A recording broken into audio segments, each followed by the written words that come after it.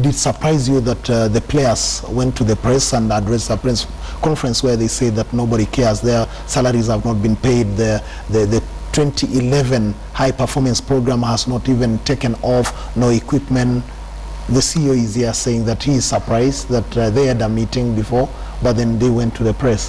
What's your take? It is very, very baffling, especially considering that our rugby team for the Sevens is the top paid. They are the top paid professional players in Kenya. My expectation, considering how they've been treated over the past couple of years, was the approach would have been different and would have expected it be the same. And seated there, you couldn't help wondering, the people who finance our programs, what are they thinking? When their senior brand ambassadors are on the screen saying we've been neglected and we've been put aside. And I guess that's what ails all of Kenyan sports. My expectation was they would have done it differently.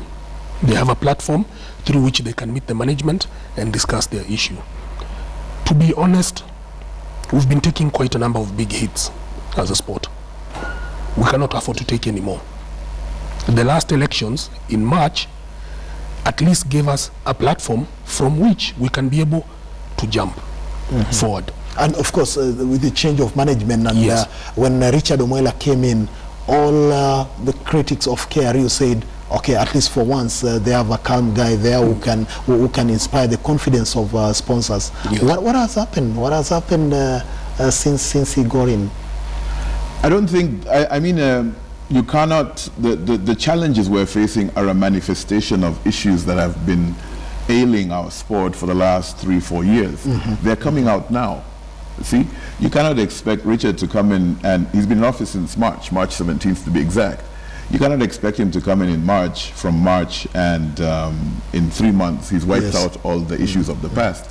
It takes time. We're trying to put structures in place right now that are going to handle all these issues, and Gerald here will even tell you we've had meetings with them in terms of looking at how our fixtures run. We need to probably run our fixtures differently so that they benefit everybody, not just some.